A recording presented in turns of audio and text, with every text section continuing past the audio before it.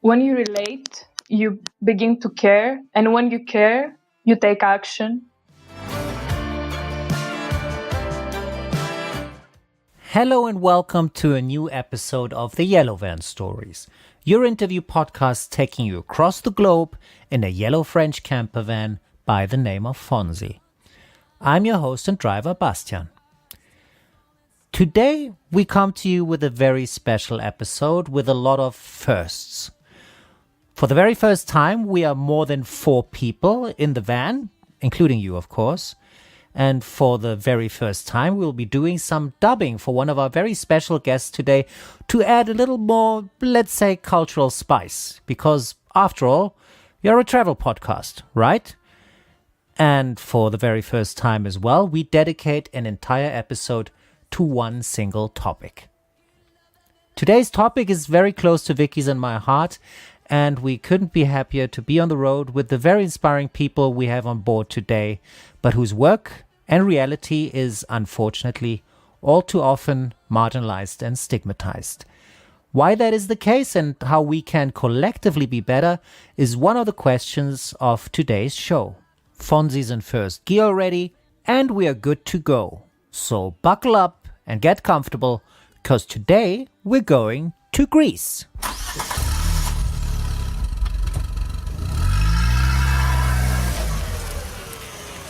Here with us in the Yellow Van today are a lot of people, actually, for the very first time. We have 5 altogether. With us today is STEPS, a non-profit initiative from Greece that deals with street-connected people. They take action through street embrace, housing, and the feeling of belonging in order to support people that experience social exclusion, a topic that is very important in Greece at the moment because homeless people suffer even more now under this pandemic. So we want to talk with Tatiana, with Eleni, with Katerina, and with Kostas, one of the beneficiaries of the initiative, about what they're doing to alleviate some of the problems and how they're helping out in this very, very difficult time. And additionally with us is Vicky Markolefa, who you might know from previous episodes, who with a long-standing experience with NGO work will be by my side to support with questions and with her know-how. So that was a very long introduction. I think the longest ever in the Yellow Van. So I'm very happy to have you all on board today, guys. Welcome to the Yellow Van. Thank you. Glad to hear you. I would very much like to first have maybe so that people get a bit of an idea of you. Tatiana, maybe you start. What is your role in STEPS? What is your role? What are you doing around the initiative? So my title, if we could call it that, is to be the street work coordinator. So meaning street embrace actions when it comes to coordinating them, getting the program ready and stuff like that. But I also participate in practically all of our projects, like the drop-in center Kukida, for whom Katerina is going to talk for, most likely. And also do lots of street work and many practical things, communications, a bunch of everything, I would say, something like that. All right. You're a Swiss pocket knife, basically. In a way. Okay, great. Katerina, what about you? Can you quickly give us a bit of an overview of what you are doing at STEP? Yes. I'm the coordinator of Kukida with another girl, Zoe, that she's not here now. Mm-hmm. And I'm also active in the Street Embrace, but I'm not a coordinator there. I just participate. And just like Tatiana, with not as much as she does, but with communications also, whatever has to do with art-related things. That's where I am. Yes. All right. Thank you very much. And then we still have Eleni. Hello, Eleni. What's your role with STEPS? Hello, guys.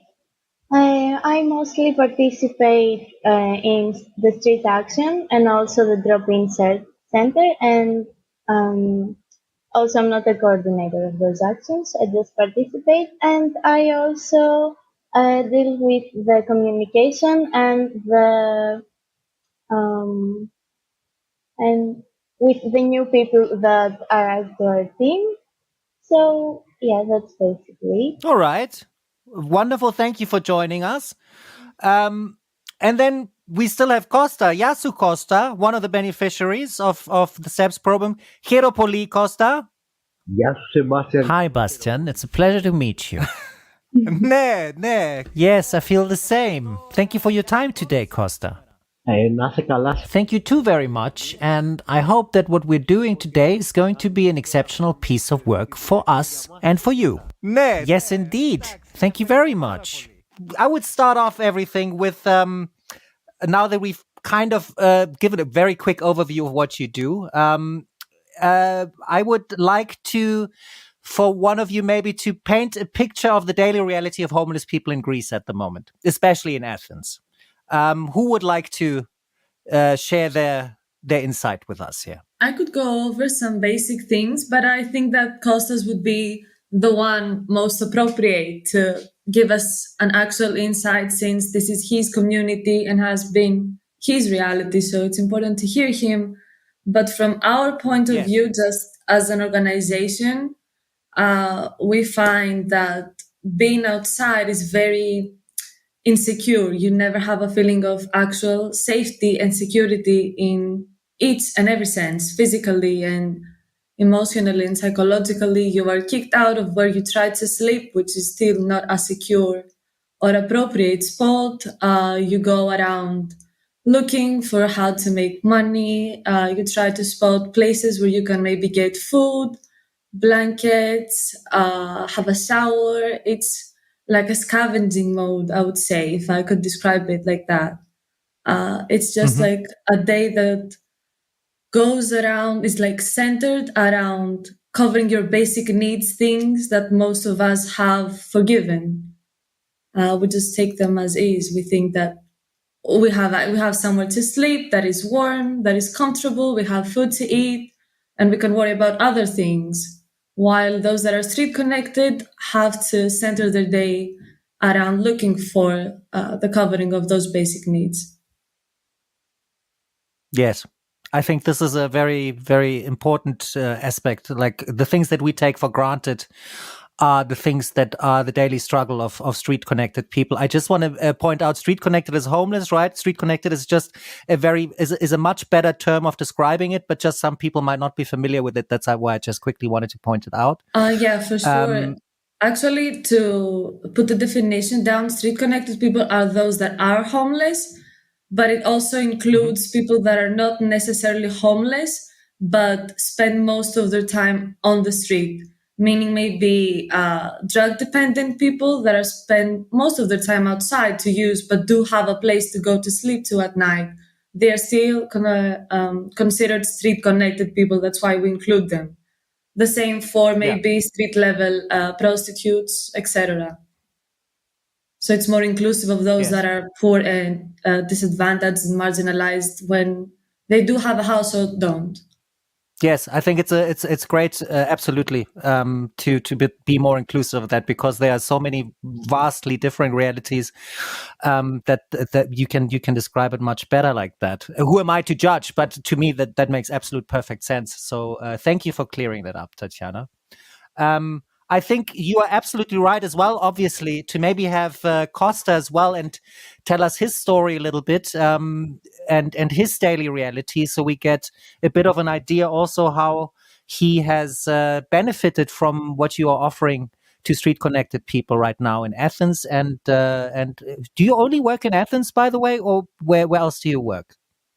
Yeah, at this point, we are just in Athens. All of us are here and active here when it comes to STEPS. Eleni, could you ask Costa to maybe tell us a little bit about his daily reality? And we will then obviously dub it in real time when the podcast comes out. But now Costa will speak to us in Greek, which is so beautiful to hear. Okay, so Κώστα, εσένα η καθημερινότητά σου ποια είναι? Costa, what does your reality in Athens look like? Would you mind sharing your story with us? Ναι, αμέσως θα ήθελα. Yes, I would love to. My reality at this time is full. And this is something I owe to the team of Steps. Με γνωρίσανε, με δεχτήκανε κοντά τους. I got to know the Steps and their team, and they got to know me. They accepted me being close to them, and they offered me a second chance to find myself again, to discover who I am.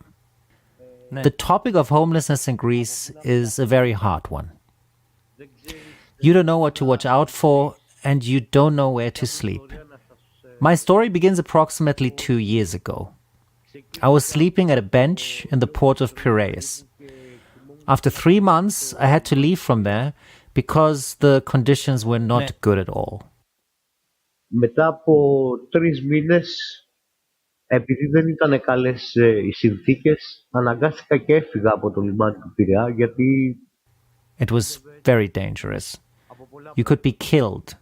There were many dangers. Therefore, I decided to leave the port and seek another shelter.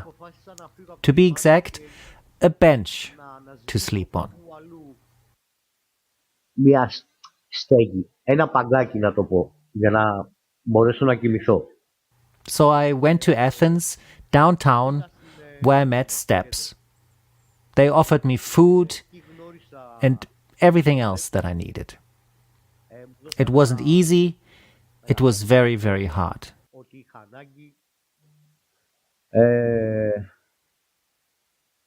Εντάξει, δεν μπορώ να πω ότι ήταν και εύκολα. Ήταν πάρα πολύ δύσκολα. But fortunately for me, Steps was there, and I'm very, very thankful to now have them in my life. Υπήρχε το Steps και τους ευχαριστώ που μπήκαν στη ζωή μου. Ευχαριστώ πάρα πολύ, Costa. Thank you very, very much, Costa. Και εγώ ευχαριστώ, Σεμπάστιαν. Thank you too, Bastian. And if you would like to ask me anything else, I am at your disposal. Είμαι στη διάθεσή σου. Ναι, ευχαριστώ πάρα πολύ. Maybe if there is another question that maybe Vicky can make, that probably. Absolutely. I think this is exactly why Vicky is here. You're absolutely right. Thank you, Eleni. Vicky, would you like to, do you have a question for Costa? Yes. First of all, thank you very much. Ευχαριστούμε πάρα πολύ, Κώστα. Thank you very much, Costa, for sharing this story with us. It offers us another perspective. Usually, we approach the issues we face as a society from a distance. Το βρίσκω εξαιρετικά σημαντικό το ότι είσαι εδώ μαζί μας σήμερα. Δηλαδή, δίνεις μια διαφορετική αξία στην κουβέντα μας και από μένα πραγματικά σε ευχαριστώ πολύ. I think it is extremely important that you are with us here today and that you offer additional value to this discussion.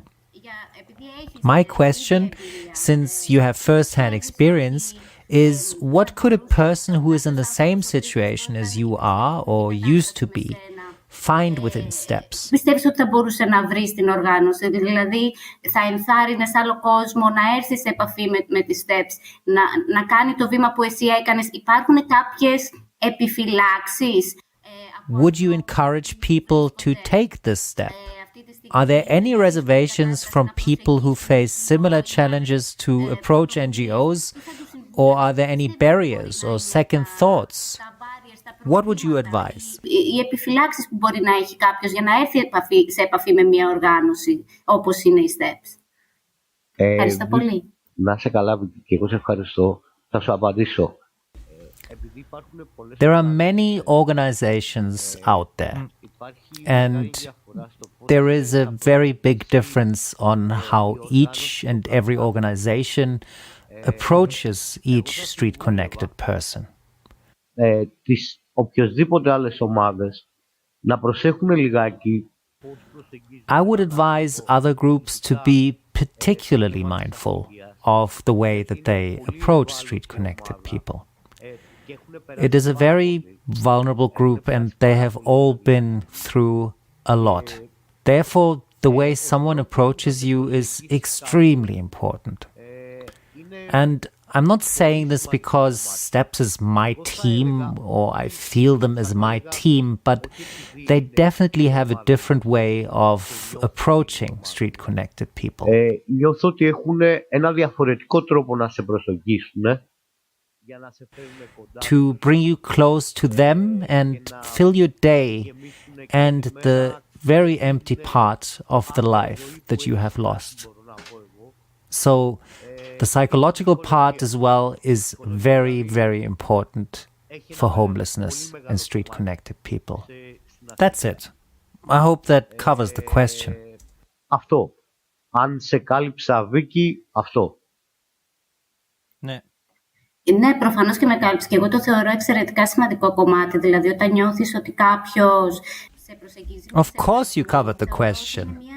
I also believe this is a crucial part.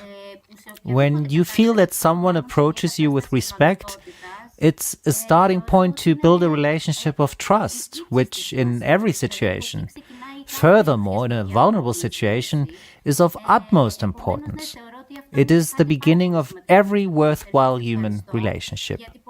I think it is so important, and thank you for mentioning it. Often, we think that people who are in need of something, myself as well, when I am in need of something, I often feel insecure to ask for help or to approach someone or even to accept the assistance of someone who approaches me because I do not feel there is actual understanding. I feel the way they approach me is not respectful. What you are saying is describing a very thin line. The community of NGOs has a lot to learn from initiatives like STEPS. It's this different approach. I see you as equal, there is a sense of solidarity, and certain values are in place. And this creates a basis not linked to charity, but to coexistence. This is why I thought it was a good idea to have this discussion, because we are talking exactly on this basis. So thank you very, very much for sharing this, Costa. Να μιλήσουμε σε αυτή τη βάση και σε αυτή τη βάση συζητάμε σήμερα. Και σε ευχαριστώ πολύ. This is, in case I haven't mentioned this, one of the reasons why Vicky is here is not just because of her long-standing work for NGOs, but also because of her proficiency in Greek, obviously, which is a lot better than mine. So, ευχαριστώ πάρα πολύ, Costa. Για όλα. I would like to just first, I would like to ask you, one of you, how would you describe the situation also before the pandemic now, before COVID-19, and how it has changed during the pandemic? If there has been a change, a significant change, or if things have just stayed the same. What is your take on that, Tatiana?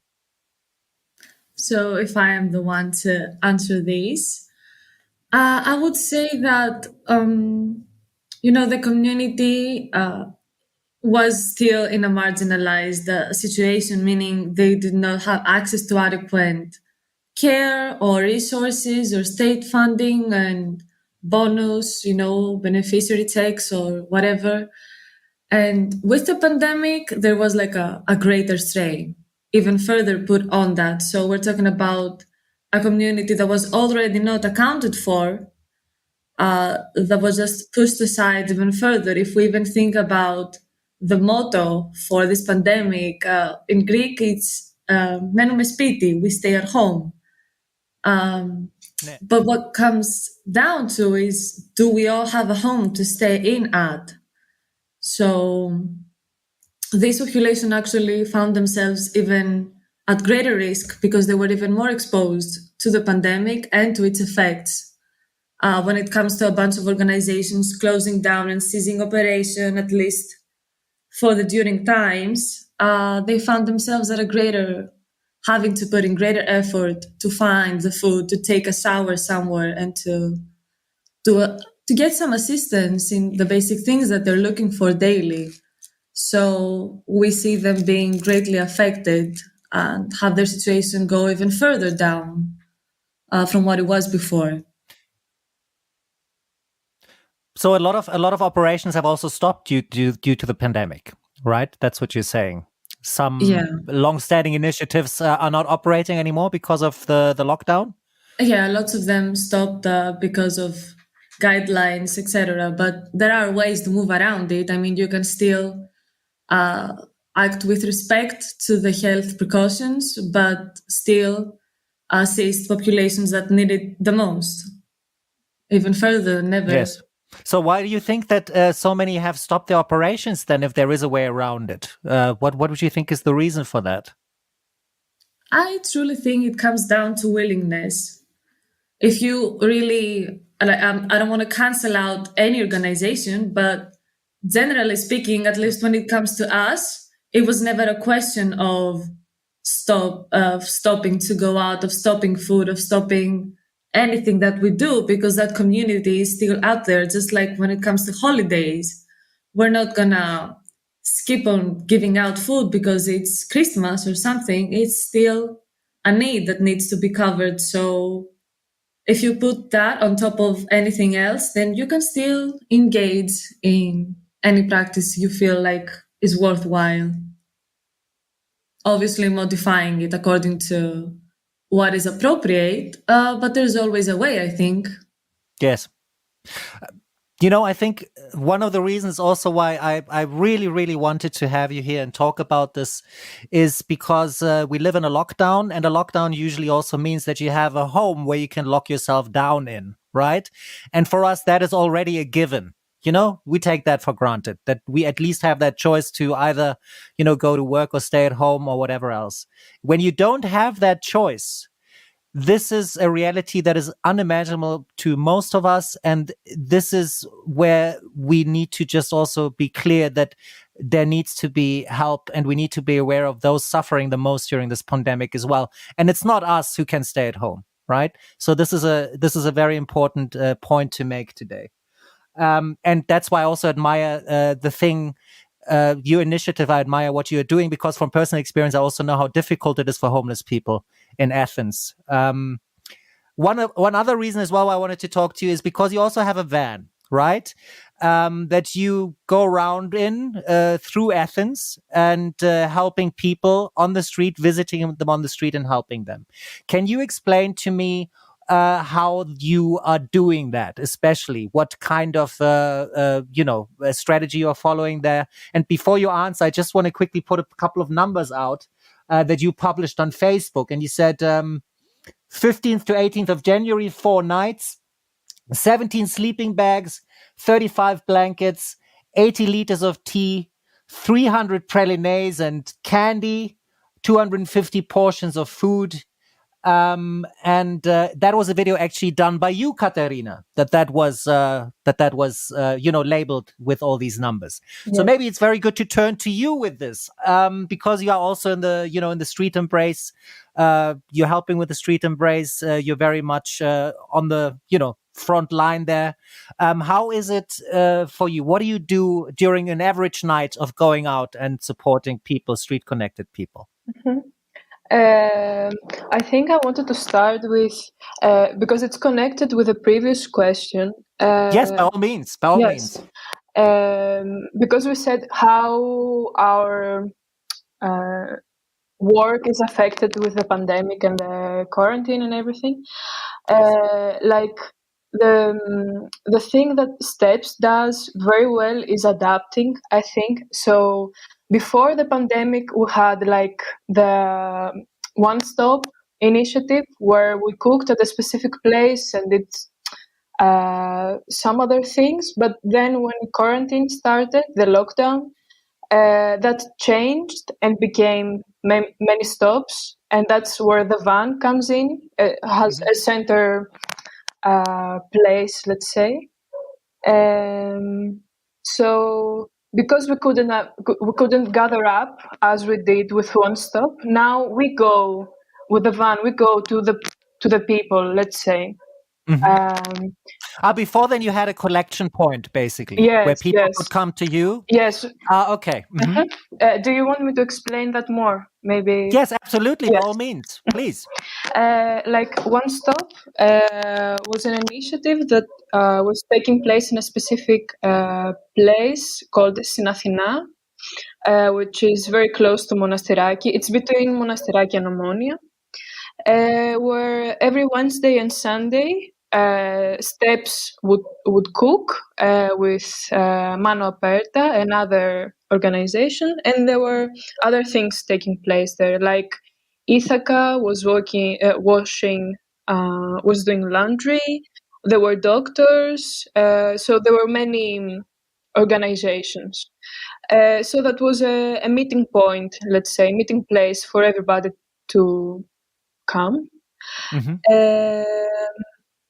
But obviously, afterwards, that was not possible, and many stops comes in, and so the reality with the van is that you have some things with you, the van, usually food, and now at like 2 weeks ago, where the temperature was very low, we also prepared some tea and something sweet to keep you, going and keep you warm. And there are some places, let's say stops, that we know people gather up, or they gather up because we tell them that, okay, at that time we'll be there. And we give whatever is needed. Let's say that can be sweets, that can be food, that can be tea or blankets or clothes if somebody asks for that. So yes, everything is like adapted, considering the situation. Like it was called, okay, today and the next days that we know the temperatures will be low, we'll go at night, which is not our usual thing, but we'll go because we know some people need that. Yeah. Yes. So you're flexible as well and adaptable in that sense. Yes. Which is very important, especially now during this pandemic, more than before, I suppose. Yes, and also because you can imagine that people gather up to take food, even if you are with the van. So again, how we did it is like 1 or 2 people are at the van giving out food, but there are also other people organizing the groups to come little by little so that they won't gather up too many people. So you have to always adapt and see, yes, and be flexible, what you said. Yeah, a van helps with that, definitely. Yes. I want to go with you also because I want to address also some of the main problems also, and I'm going again with things that you have written to put some things into perspective as well. So this is 31st of December 2020, you write, we saw approximately 35 patients, of which 13 required wound care and 22 had therapeutic complaints. Of those 35 patients, 11 were female and 89% were male. Let's just stay with that for a moment. Why is there such a high percentage of males living on the street as opposed to women? Should I answer or somebody else? Yes. Whoever feels entitled or wants to answer. But I think you were just Eleni is also on the within the Street Embrace team. Yes, maybe Eleni can answer. Yes, I think maybe it's good for Eleni to also come join the family picture quickly. What do you think, Eleni? Well, I think that the main reason that there are mostly males that we mostly see on our street work is because being outside and also being a woman is extremely difficult. So I think many women are trying to find different ways not to be on the street. So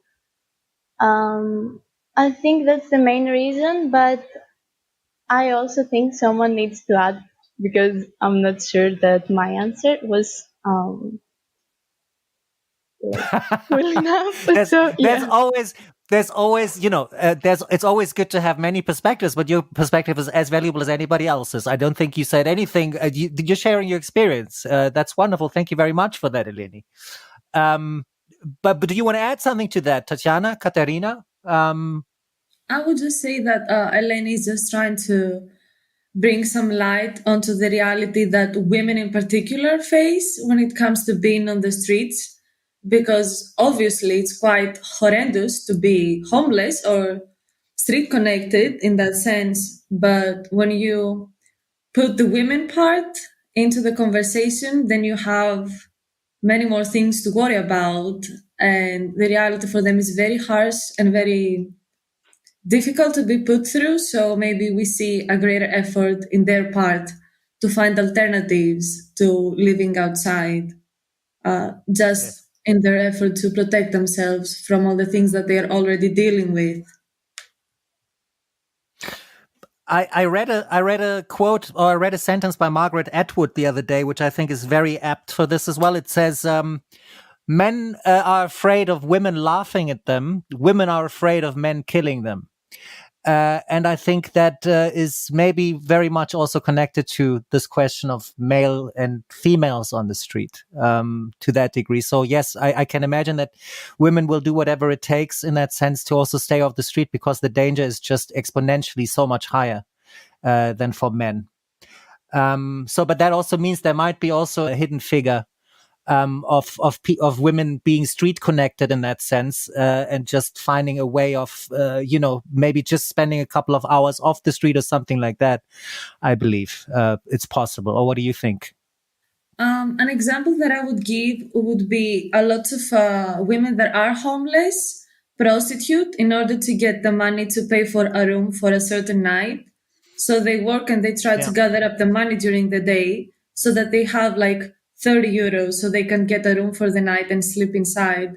So many of them in that sense end up engaging in prostitution for, amongst other reasons, making money to sleep inside, while men would prioritize making money for other things rather than putting them into a room for just one night. Yes, absolutely. I think that makes sense if I think about it as well. I also read that, the wounds that you have a lot of wound care that you do during these nights. It says chronic wounds from drug abuse. And I just quickly want to say, to be very clear, anybody who's listening and thinking, yeah, drugs and stuff, I think to escape the harsh reality of the street, you will inevitably turn to drugs at some point. So I don't want anyone to have any judgment on this in whatever way, because whoever does obviously has not enough empathy to understand what it is like to be on the streets. So there's a lot of wounds from drug abuse. You're also right, a lot of vascular diseases like diabetes, for instance, chronic wounds from fungal infections as well, and chronic wounds due to immunodepression, HIV as well, which most probably also is related to drug use. I could imagine with infected needles or something like that. What is your point there? Do you give like a kind of like a first aid in that sense, and then you can get also help at hospitals, or where do you begin and where do you end in that sense? Or is there any organized hospital support for homeless people at this point? We actually collaborate with another organization called MVI. It's Medical Volunteers International. And they actually bring 2 or 3 doctors with us during street outreach, 2 or 3 times a week, approximately. So they get to take some wounds and clean them up and take care of them. That's what these reports are from, the MVI collaboration, if we could call it that. In reality, yes, most of the wounds are maybe because of drug use, and that also comes hand in hand with being homeless. Obviously, you cannot be up to par with your hygiene, and that makes a lot of infections and fungus things, and it makes a lot of traumas and wounds way worse. But no, there is not really any state hospital that is for these people. We try to take care of what we can on the street. And if someone has a request for an appointment with a doctor, like, for example, maybe a gynecologist or something, especially because a lot of these people are refugees or migrants, so they do not have they have a language barrier when it comes to booking appointments for state hospitals. So we also assist them with that. And if they want to, we also accompany them to ease the anxiety and help with the translation and everything. I would also very much like to hear from Costa, actually, what his experience is with state structures, if I can just maybe relay that question to him, and what his view is of the Greek social welfare. Είναι πολύ ελλειπείς οι δομές που υπάρχουν για την ασθενεία που υπάρχει στην Ελλάδα αυτή τη στιγμή.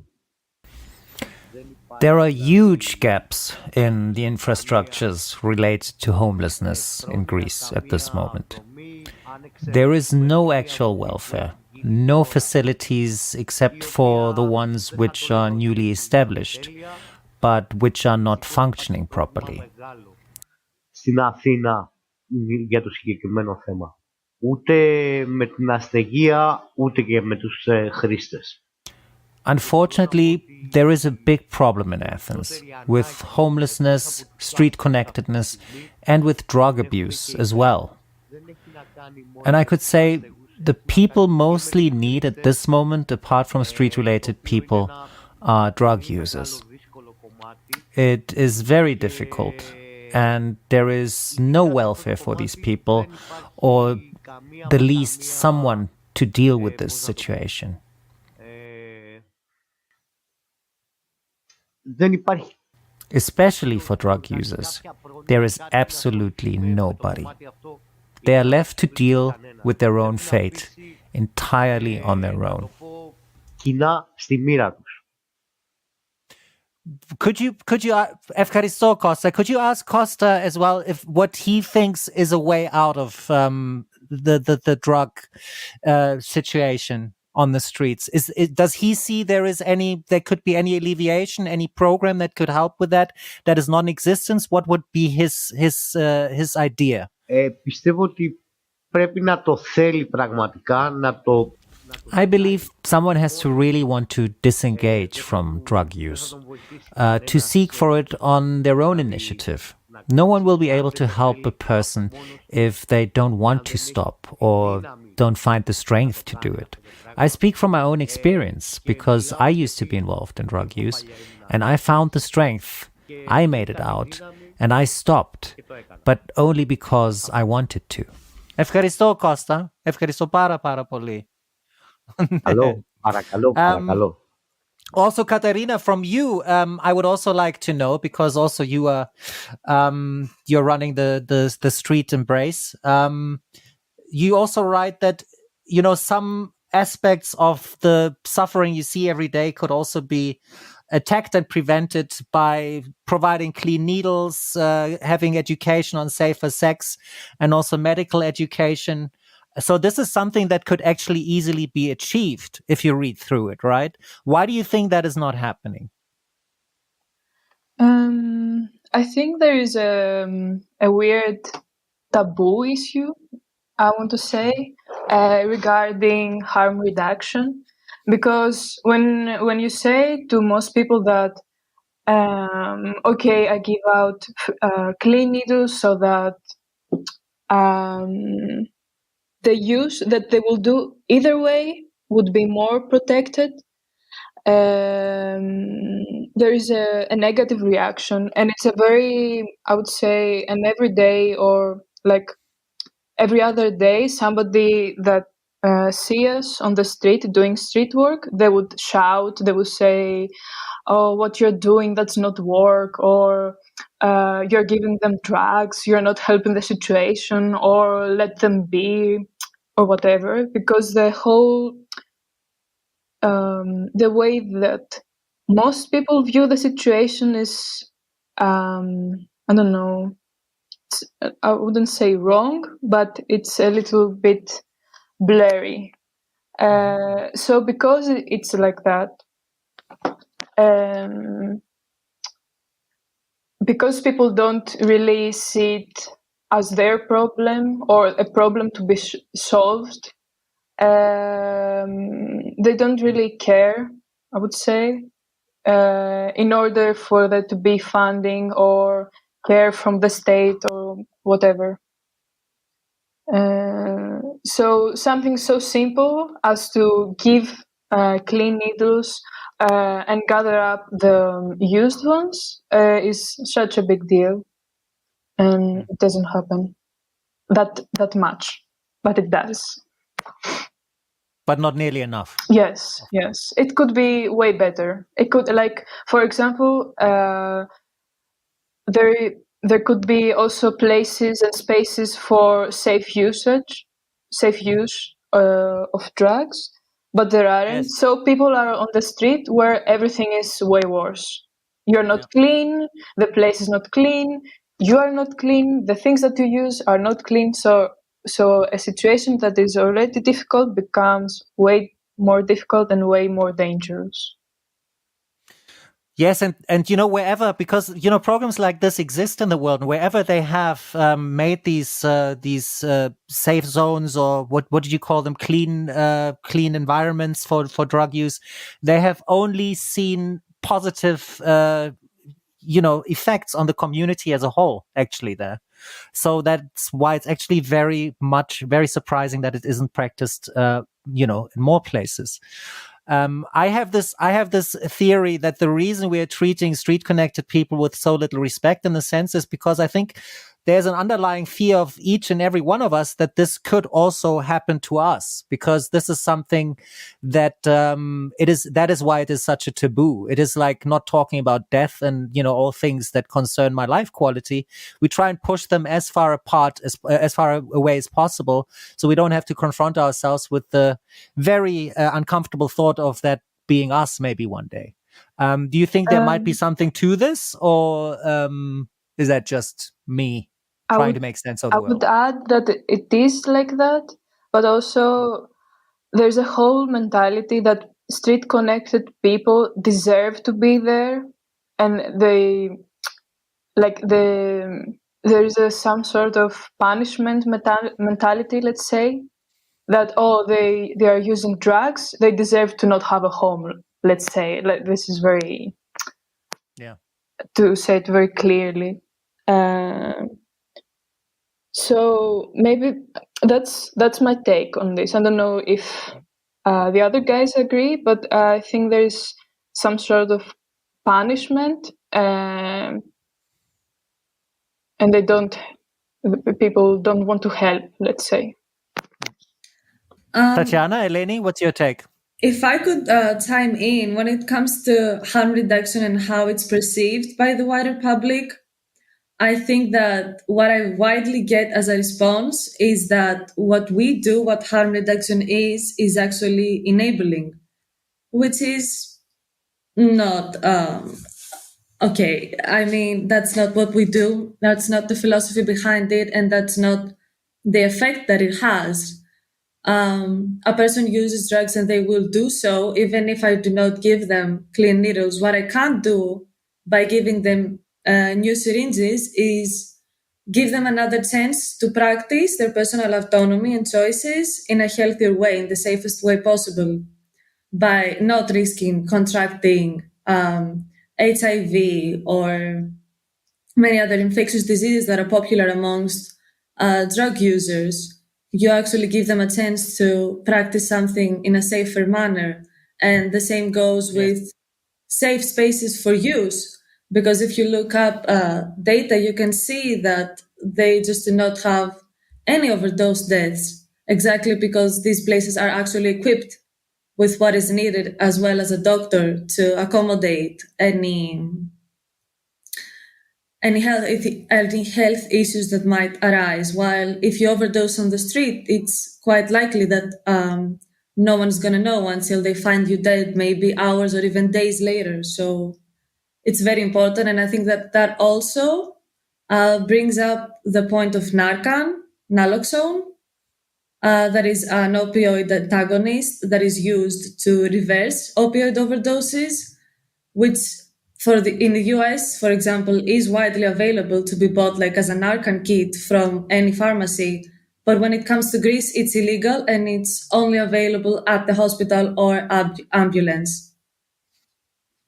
So I think that's a big gap when it comes to legal issues in Greece and how we take care or don't, in reality, of those that are on the street that are dependent on drugs. Yes. And I think it is also just quickly, there's a big difference between making sure that people do it safely and then kicking a drug. Those things are not related, they shouldn't be related. First of all, you make sure that it's safely taken, and then you can address the problem of being drug addicted and how to get out of that, right? And that's a very, very important distinction to make as well. And just to be very clear for everybody, to judge the drug abuse of street-connected people is very cynical, because I think the life reality every single day is so harsh that everybody will inevitably at some point turn to something to alleviate that daily reality. Vicky, you have something to also add to this, I believe. Yes, if I may, I want to say that what you are describing about, let's say, the criminalization of the work that you are doing, the discouragement that you are experiencing is, of course, part of a larger, let's say, narrative to criminalize humanitarian work. I have experienced the same working with refugees and migrants, that, for example, if you have a rescue boat on Lesbos, you are bringing illegal migrants to Greece and all of that. So there is a general tendency of criminalization of solidarity and of humanitarian work, and that, of course, affects the organizations that really work on the ground with vulnerable groups, but also the people themselves. And it is a very harmful practice for our society, because it doesn't really help in building understanding and fostering stronger social connections between us in order to together face the problems that we collectively create. And let's say it is a mentality that unfortunately in Greece, because of what you also described, because of legal gaps, because of very, let's say, dehumanizing policies that are being put in place more and more often lately, it is definitely something that we should stand against, and that people who don't share this point of view, people who have own experiences, we should use our power to reverse that, and in any way we can. Even with this conversation, we are taking a step towards creating a more, let's say, inclusive society and a better understanding between us and between people.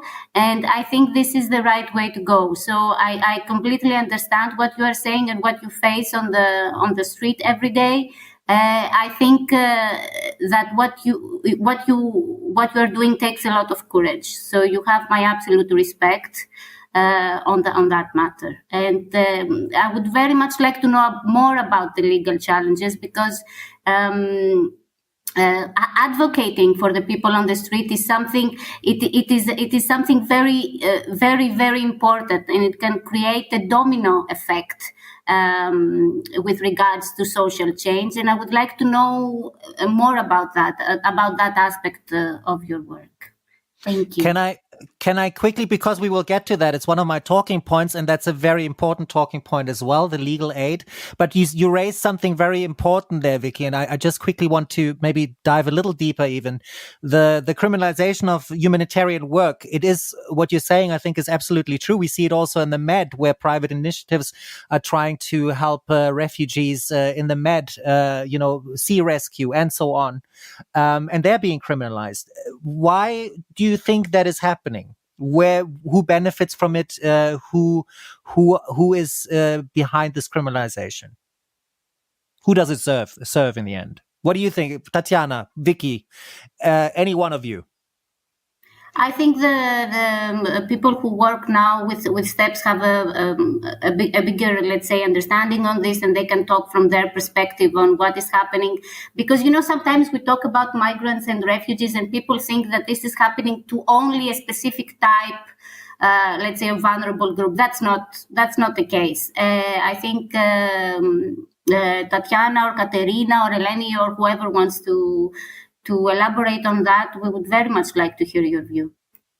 Yes, absolutely. I would say, to start off, that when it comes to the communities that face these issues, we sometimes forget, like what you said, that it's not just a specific small group with the same characteristics, but it's many of them. And the reality is that we actually have lots of, like a matrix of oppression, if you could say so, in the sense that we are not talking about just someone that is an immigrant.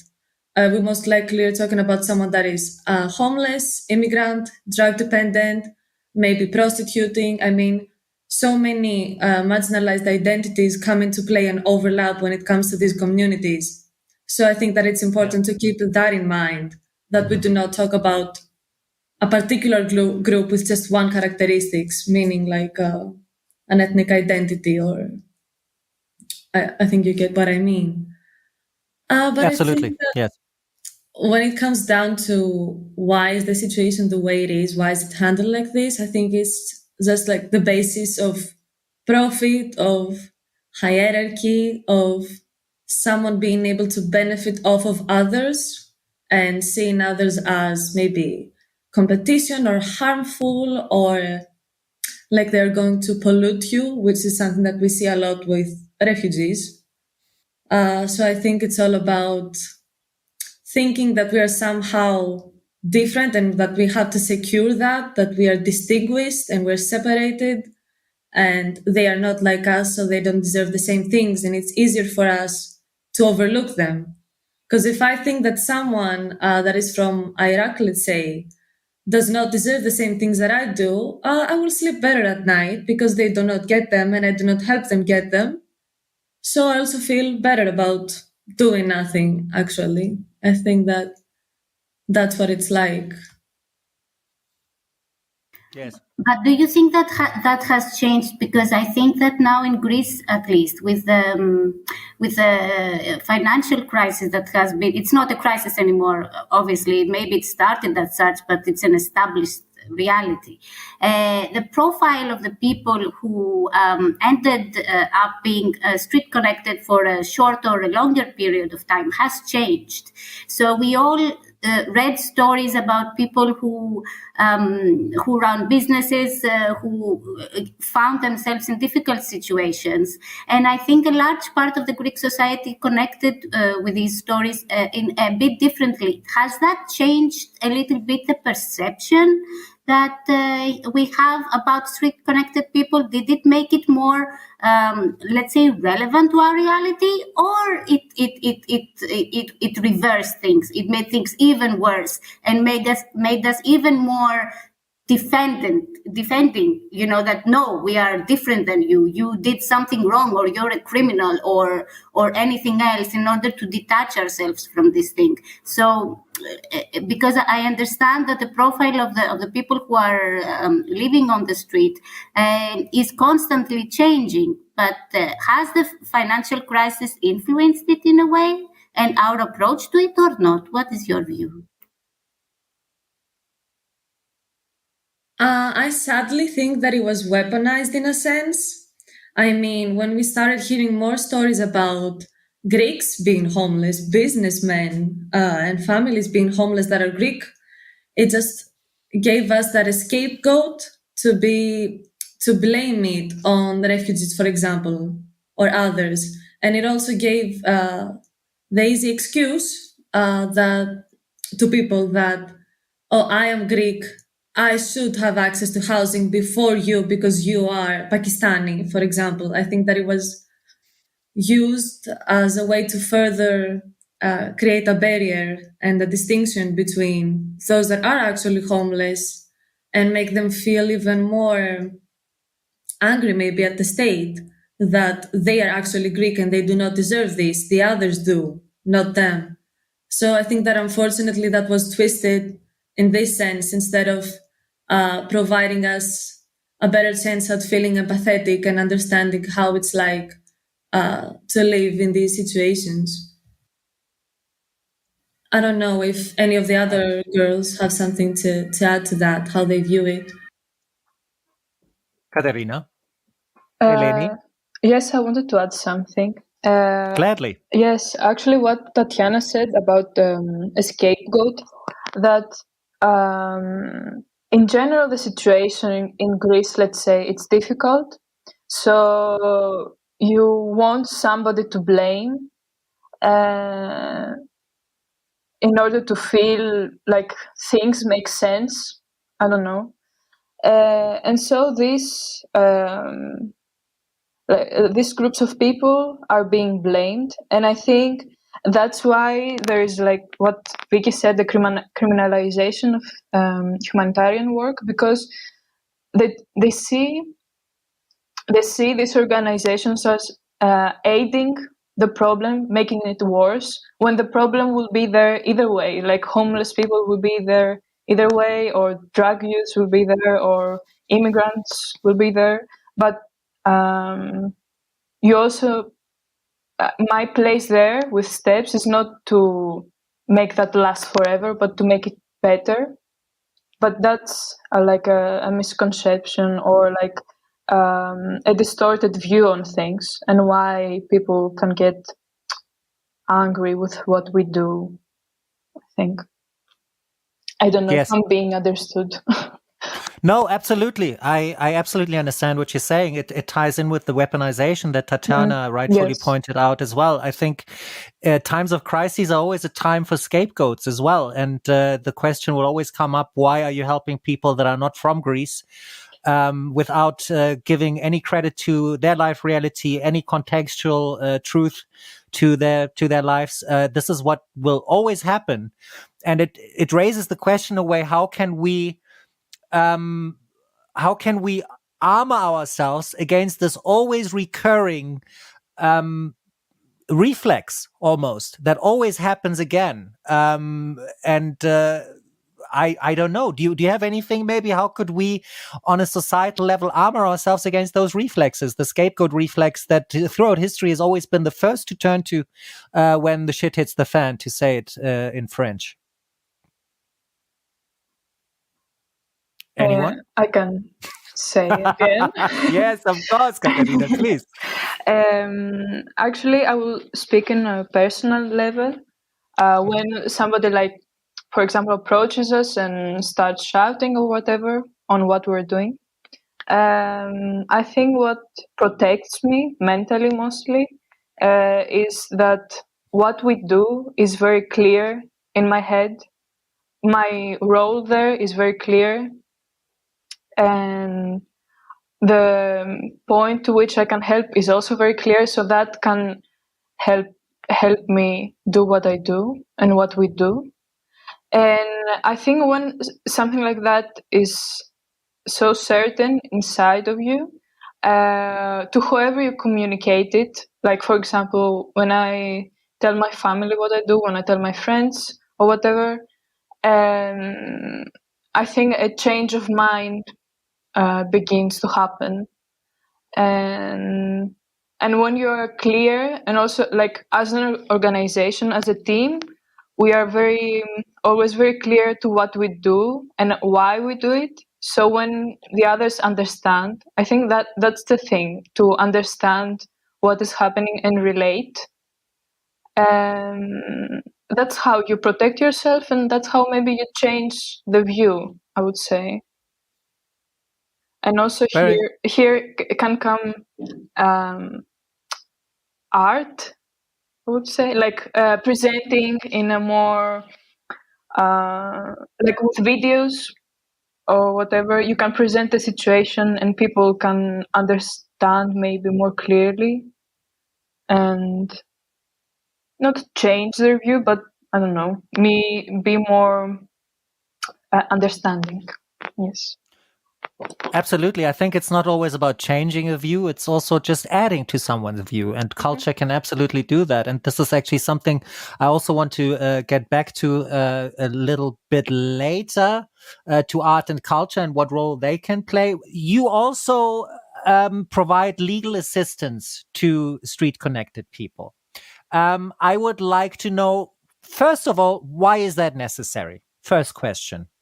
Tatiana, Katerina? Okay, so I'll start, and Katerina will do the honors afterwards, maybe. That's worked very well so far. Yes. The main things that I would pinpoint to for why it's important to have a street lawyering program, which is what we call it, what it is. substantially, is that we actually have a lawyer with us 3 times a week during street embrace actions. And the reason for that is that we saw a huge gap in the knowledge people on the street have about structures and maybe benefits that they can have from the state, criminal cases that are pending, maybe if you are, drug-related things. So we saw a big information gap there. We saw a lot of people that could actually have some money from the state, not too much, because obviously the Greek state is not that providing to those in need, but at the same time, some are eligible for maybe 200 or 300 euros a month. So since we saw a lot of that outside, we decided that it would be a great idea to somehow fund a street lawyering program that could go around with us and accommodate people in needs. And when it comes to COVID as well, that also came in very handy because we saw a lot of fines. Because of the lockdown, you are allowed to be outside for particular reasons and with certain messages. But those that are homeless, obviously, or street connected, do not really get the choice to stay at home and not be outside. So a lot of times they got fines rated on them for 300 euros that we actually object on the basis of them. Yeah, a lot of them. So through the lawyer, we can actually object these based on the fact that these people do not have the money to pay for it and actually get them erased. So that's a small thing that is very, very current with the lockdown. But in general, lots of things when it comes to benefits that you can have from the state and maybe getting into some sort of structure for sleeping, like Ionis, which is a structure for homeless drug addicts, or Polydynamo, which is for homeless people in general. Okay. Can you give us, are they being arrested as well for not being inside, for instance? Do you know any specific cases? No, they do not arrest them. They cannot do that legally. They can just find them. Mm-hmm. And lots of times they might take pictures of their legal documents. It's in general, we see that abused from the police as well, as an scapegoat, maybe, to actually harass these people further and maybe try to scare them, but not arrested, just fined for practically not being able to do different. Okay. If I may ask, do you think that the police are trained to deal with situations like this? Because, sometimes, the police officers have to deal with situations which don't have any training to do so. I doubt whether there is I don't know if you know, but I think in order to face certain circumstances, you need also some kind of support in order for you to do that. Apart from, of course, there is this overuse of police force in Greece. We all know that. But do you believe that these people are really trained to deal with situations like this? Is there a gap in this part as well? I would definitely say that they prove themselves that they do not have any sort of training on many of the situations that they are subjected to. That you can see that clearly from their behavior and their approaches to things and how they approach us as well in what we do and what it means. So definitely a huge gap when it comes to training them appropriately for what they are supposed to deal with is a huge issue, other than the fact that there are so many actually, and that we do not have the structures to care for these people either. So it's a policy thing of we do not have the structures and we do not have trained police. And the way the system is that they are further hunted down and pushed further into the situation that they're already in, instead of actually trying to enable them to move forward and get out of that. Very, very insightful, Tatiana. Thank you. I think very important question that I don't want to miss at all is, how did you guys get into this initiative? How did you join? What were the deciding factors for you? Maybe you can start, Katerina. For me, it was my sister, my oldest sister. At some point, she wanted to start doing volunteering work, and she started in many different ones, but she remained at STEPS, and she's still here. Mm-hmm. And she was always telling me that, okay, come, Katerina, you really like it. It's a very nice experience, like being in this kind of team. And for me, the reason I decided to start is because in what I want to do in my life, like let's say something with film. I really want to. I really care, and I really want to present and talk about people that they cannot speak for themselves, not talk for them, but offer a space so that they can talk. So this was my way, and also I wanted to really know every part of my city, because I grew up in Athens, and there were some parts and some streets that I wouldn't approach. And STEPS really offered me like this connection. And all these reasons are pretty selfish. They're like I get more than I give in this team, and in many ways, like I believe that each member really gets a lot from this in many aspects. Yes. And I feel also I know that I am in a very privileged position, and it's a way for me to use that privilege in order to do something. And that's why I started, and that's why I am continuing to be involved with STEPS. That's great. Also, I have to tell you, I don't believe there are selfless deeds. I think there's only a matter of choosing what is good for you and what is sustainably good for you. So I think that's why egotistical, like you said, is an absolutely perfectly good motivator to do anything, as long as you do it in accordance with what makes you sustainably feel good.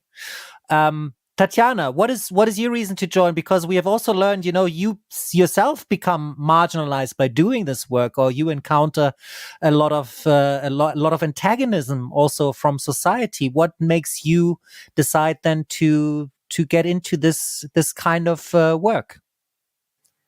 So, in general, well, I'm not from Athens. I'm actually from a small town in Corinthos. So I did not grow up here. I grew up in a rural area, in a sense. Mm-hmm. So many of those social phenomena were not that apparent to me. I did not see homeless people when I walked home from school, things like that. I did not see drug addicts, or at least the very evident ones. And I always wanted to join any sort of initiative. I was really just open to anything that is humanitarian, let's say. But there wasn't really anything for me there. So I had in mind that when I was going to move to Athens for college, I was going to join something. And during my freshman year in college, I was still coming to Athens every day for classes. I did not live here yet. And I heard from a girl at college about STEPS. She just mentioned it casually about going someplace and making some food. That was maybe 4 years ago. And it just sort of stuck with me that I just remembered the name and I wanted to check it out at some point. So I had in mind that when I was going to move to Athens, I was going to look it up. And so I did. And I went to the One Stop project, the one that Katerina talked about earlier on, with the cooking and the laundry and everything.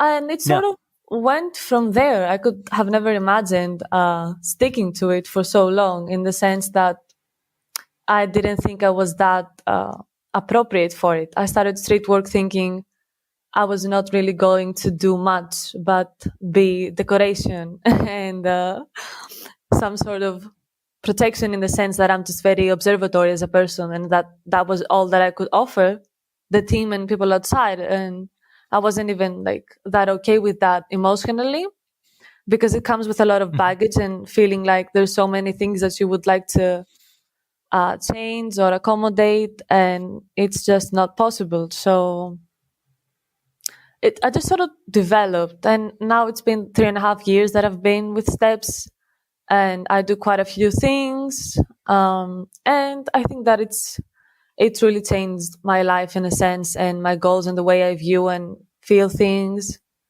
and I've grown a lot. I think it just like always came down to feeling like I contribute to something greater, in a sense that there's someone that needs something and I actually do something about it, and I do not just spend my time right and left. Obviously, self-care is very important, to be careful to not burn out. But I think that that's the most fulfilling part of my life, that I actually get to do even the bare minimum for someone else.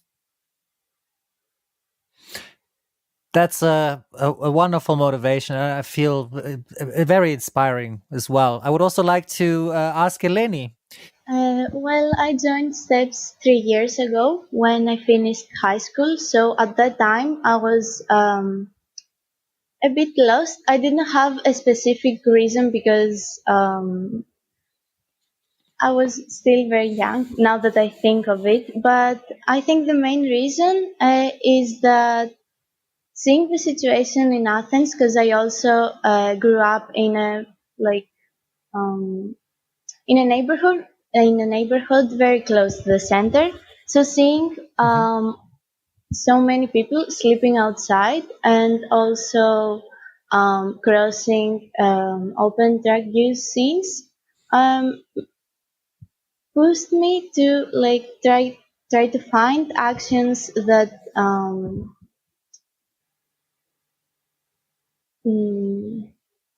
actions that are trying to make a difference with these situations. So a friend of mine heard about Steps, and we participated first in the One Step project that Katerina talked about at the start. And yeah, I think what I would say about it is because okay, I will start again. I think Steps it's a very open team, and no matter who you are, even if you're extroverted or introverted, you can always participate and bring this and bring your different perspective to the team. So, as a person that always struggled with social anxiety, I feel like Steps gave me the opportunity to really rethink of who I really am. And even though you might not be the loudest in a team, you can always bring something to the action. So I think that's about it. That is so wonderful to hear, because you are all three of you basically saying the same thing. And it is bottom line that supporting others is also always supporting yourself. And that this connection is something that is very often overlooked. And you guys are absolutely inspirational in that sense. Also, if I have to point out, you're also very young. Like, okay, I sound like a really old fart now saying that, but I mean, it's amazing to me that you, how much energy you invest in this, and how much idealism you're showing. For me to see that is absolutely inspiring. So I think this is an absolutely fantastic moment also to ask you the one very important question as well, is how can people that like me find your work inspiring and so essential? How can we support you? Well, especially when it comes to a distance, because obviously this is an international podcast and not everyone can show up and help cook or something. Yes. I guess we also accept donations. We have all of the information for e-banking and everything on our site, which is stepsgreece, if I'm not mistaken, .org. And I will link to that, of .gr. course, as well for easy access.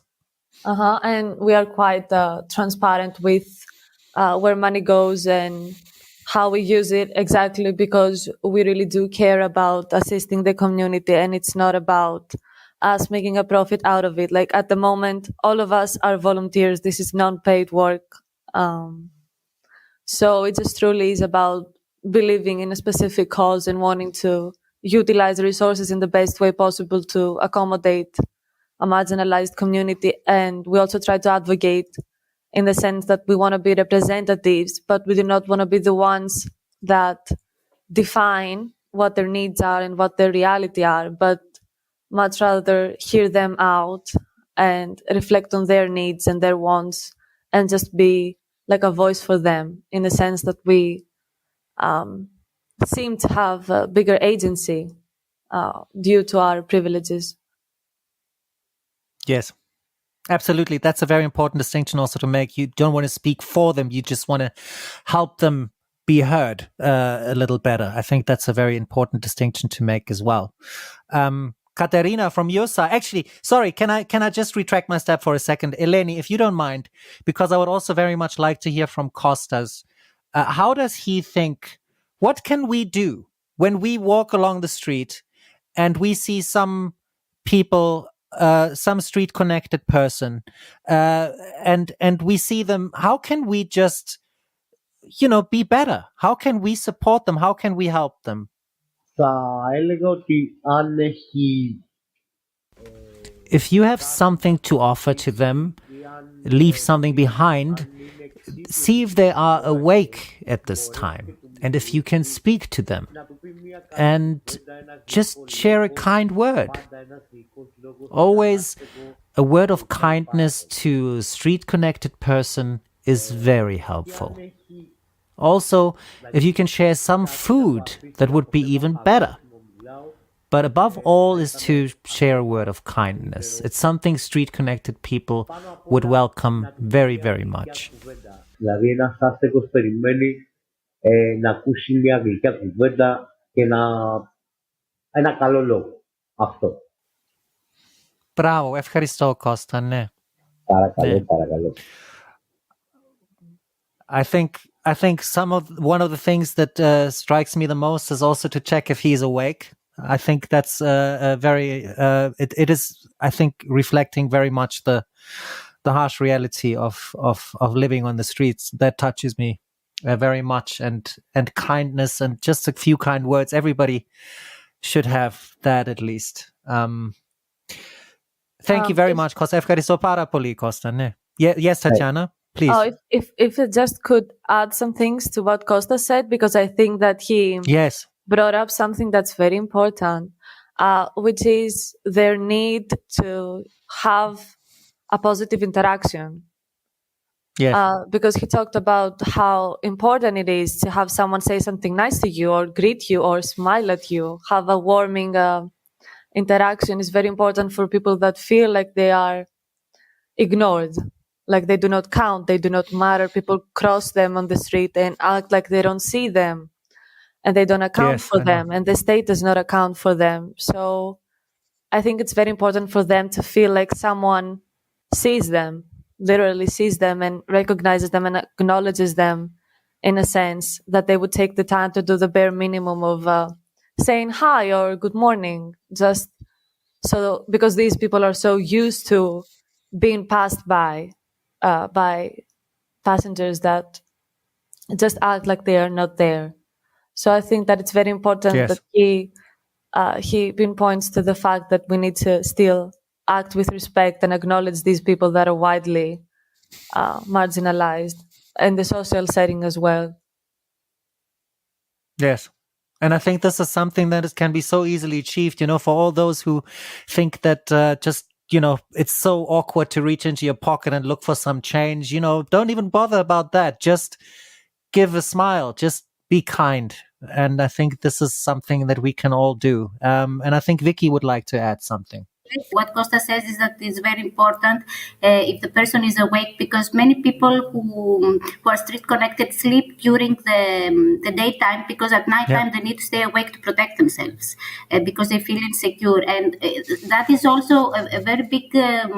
When somebody crosses by a person sleeping in the daytime, they don't always think of that, and that is an important part of the reality, and how that disrupts the normal circles that we all have in our society, like sleeping in the night, the normal biological circle, and how disruptive this state of being can be. For our psychology, for our biologically, in so many ways. So I think that was also important to say that if we see people who sleep during the daytime, let's not always think that they're under drugs or they're whatever, and try to think, the first worst case scenario that comes to mind to justify something. Let's also think that we live in a society that it is so inhuman that somebody has to stay awake all night long in order to keep themselves safe. Therefore, they have to sleep in the daytime. And I just wanted to make a point out of that, because I think it's important, and it's something that we observe on a daily basis, and sometimes we don't give it a second thought. So I think that's an important thing to say. Other than that, yes, I also believe that being kind is the starting point for many things, and we really need as a society to cultivate our kindness individually and collectively. That's a very strong point that you're making there. We have to cultivate it individually and collectively. Absolutely. I would like to ask you, and this is already very much in closing actually, how you see, because Katerina has already touched on that. And by the way, I want to say the videos you make are great. You should definitely go into film. You should watch them on the Facebook profile of Steps. I will link to that as well. And related to that, the question, how do you think that art and culture can help make a difference, or at least improve the awareness of the overall situation? What could be done there?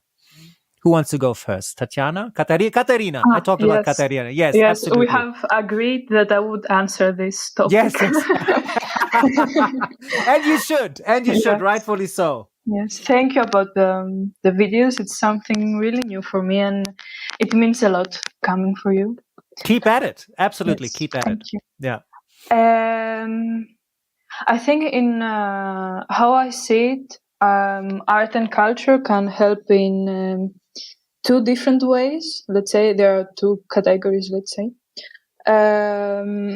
First of all, regarding people that they are not involved in this reality, let's say they're not either volunteers, or they don't work with street-related people, or they are not street-related people. Art, something that all of us consume a lot, and especially now we have much more access to it. I think it's a meeting point for everybody to not only show the situation and the realities that people live in, but also to relate to them. Like when you see that somebody, let's say it's cold at night and it sleeps outside, and that's something that you can understand to a point, let's say, it makes you relate. It makes you, and I think when you relate, you begin to care, and when you care, you take action. And I think that's the most important thing, and what I want to do being in this group, to make people care and take action however they can. Like, I cannot be a psychologist. I take action in a different way, and I think that's something that art can promote, offer as a solution. Yes. And in another sense, I think again, it's a meeting point differently. Like also with Kukida, the drop-in center, we were thinking before the quarantine that it could like we could do workshops like with art or music or dance or whatever, and that could be like under the roof of art. We could all exist together and coexist safely, and we could communicate. That could be the start, like somebody that is doing drug use or a sex worker or me or whoever can under this roof coexist and relate to one another. Because if you begin to talk about art or dance or whatever, you find a common ground, and then from there you can expand on that. And also, lastly, I think art, and that is connected with the workshops, it offers you a satisfaction that you create and that you can do something. And I think this is something that you miss not only when you're street related, but in general, that I can do nothing, I can do art or whatever. But when you do this task that is very specific, okay, now we draw, now we do this, now we do this choreography, now we sing this song, and then you complete it, it offers you like a satisfaction and let's say a confidence that, okay, I can do this. This is the first step, and then I can do one more step and one more step, and that moves on. And I don't know, I see it also in that sense. And that's Wow. all. No, Katerina, I have to say, the things you said were so inspiring. I just wrote down this one sentence you just said. It was art helps to relate. And when you relate, you take action. I Yeah. think that is so, so strong. I think that's exactly what it is. And you guys are providing that context as well to do it. And it is wonderful to see how you do it. Concerning workshops, we're totally in. Like this is you have, if you should be interested, if you feel like we could add anything, we would be very happy to do a workshop related to videography, photography, very happily, and we will talk about that like after this podcast. But we would very much love to do that. Vicky That's a and I nice idea. together. Yes, or support in any other way. Like if you come up with anything how we could support, we're all game. We're there. That's a promise. Perfect. Thank you, guys. No, of course. I really feel very, very inspired by what you guys are saying, what you guys are doing, because it is very, very important. And I can't stress it enough. You know, now in a world in lockdown, we forget too easily the people that don't have a home and that cannot just go home to lock themselves in there. And it's our responsibility to keep that in mind and have that awareness, because otherwise it will just be even more terrible for people living this daily reality. And that's why we're also here today. So I just want to go again, also stress it, like take action so we can donate. I'm asking anybody who is listening to this and thinking that, like me, that what you guys are doing is a wonderful show of empathy and solidarity, and making the most of our privileged positions. If there's anybody else, please go online, go to Steps and give whatever you can. If it's €1, if it's €5, if it's €10, whatever you can. It is definitely money well spent. And like you already pointed out already, to support others is also supporting yourself in a way, sustainably supporting yourself. So this is definitely money well spent. So now towards the end, because I think we're closing this slowly but surely, I would like to know from you guys, is there anything we haven't asked? Anything you would like to maybe put out there that you feel is important and that we haven't addressed yet?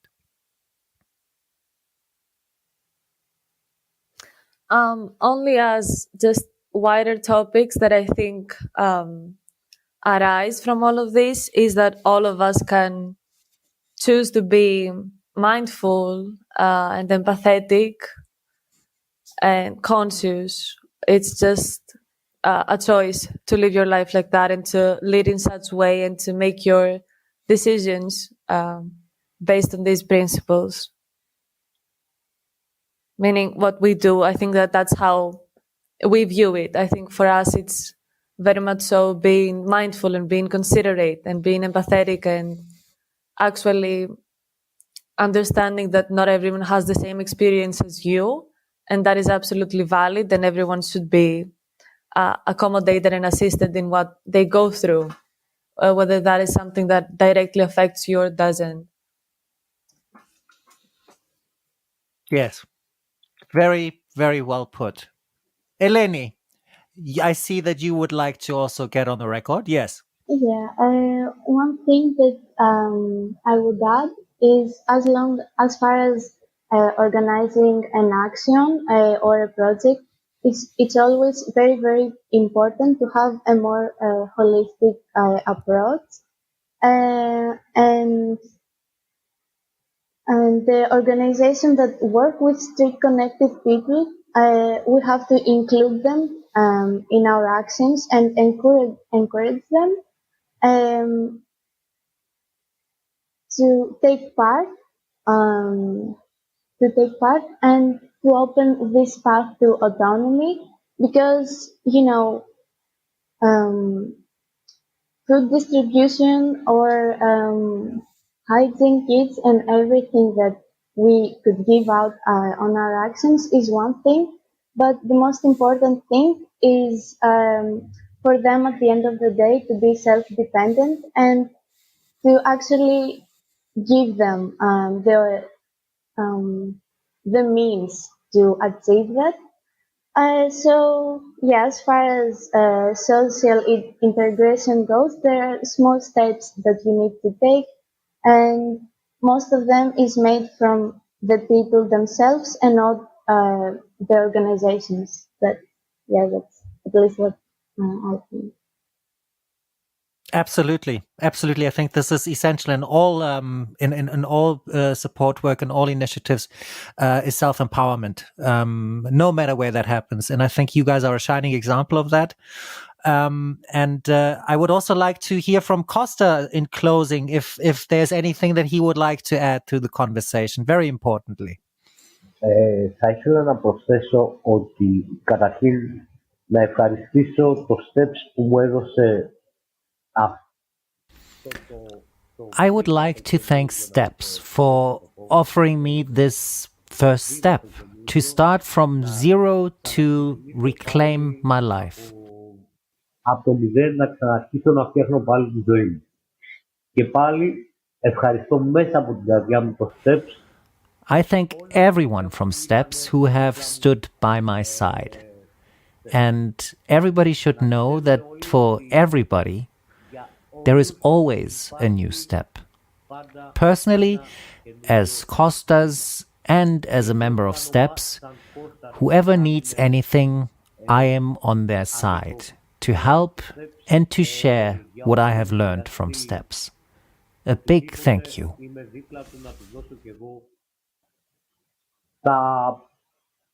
Αυτά που γνωρίζω και αυτά που μαθαίνω από τα παιδιά. Αυτό. Ένα μεγάλο ευχαριστώ. Ευχαριστώ, Κώστα. Ναι, ναι. Ευχαριστώ πάρα πολύ να είσαι εδώ σήμερα. Και εγώ ευχαριστώ. Πάρα πολύ. Χαίρο πάρα πολύ. Ναι. I would just like to note that we are also very thankful for Kostas being with us, because he keeps mentioning us and we're like, it's very cute. We are very all humbly proud to see him doing what he wants, because it's not about what we want and what we consider appropriate. It's about how he feels that his life is better, and that's very humbling to us. We're very proud of him, all of us. Wow. Guys, really, I feel so...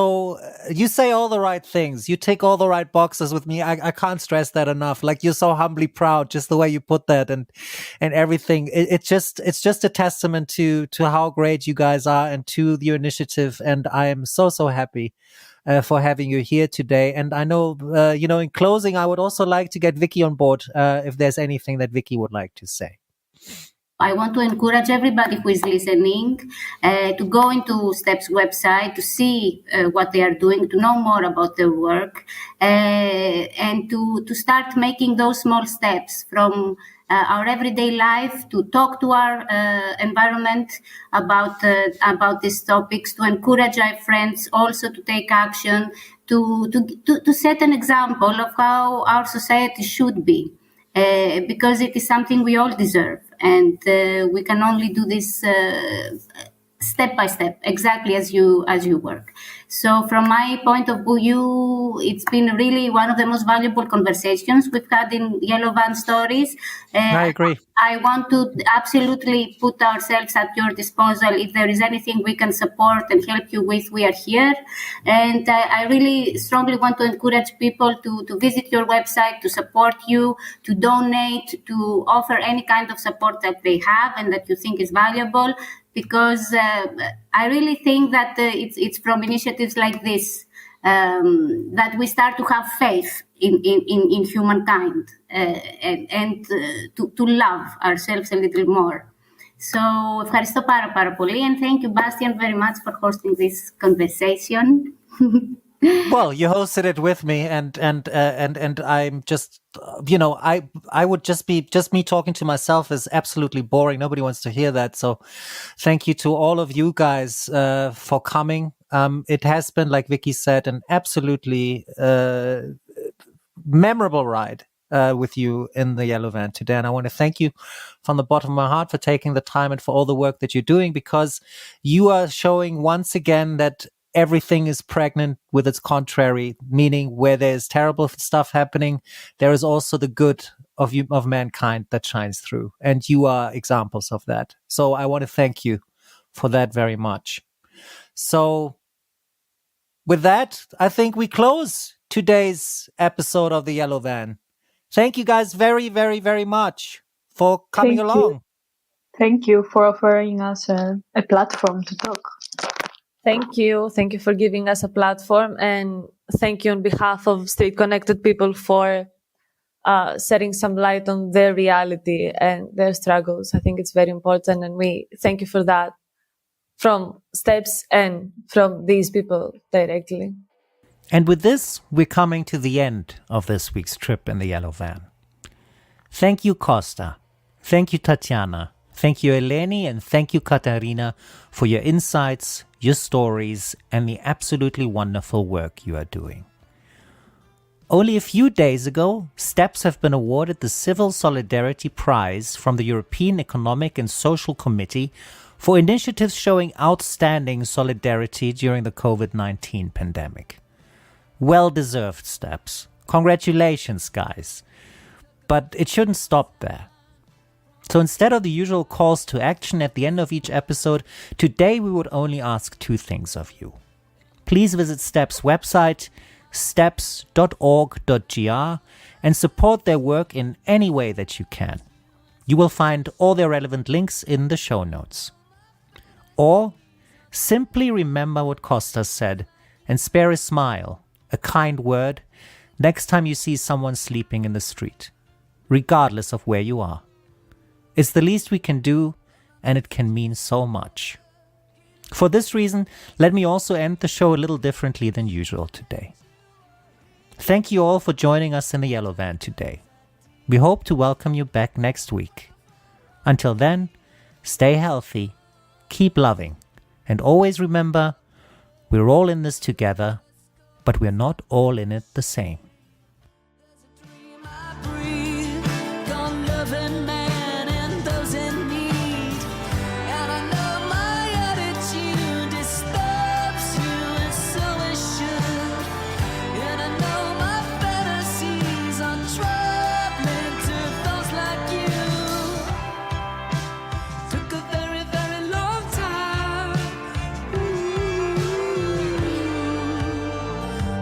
Message is clear.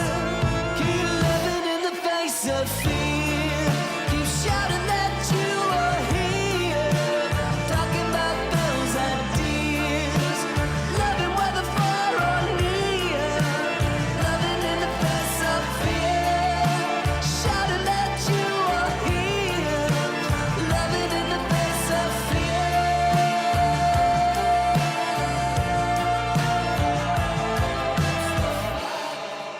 alive? Are you standing for your rights? Let's go fight.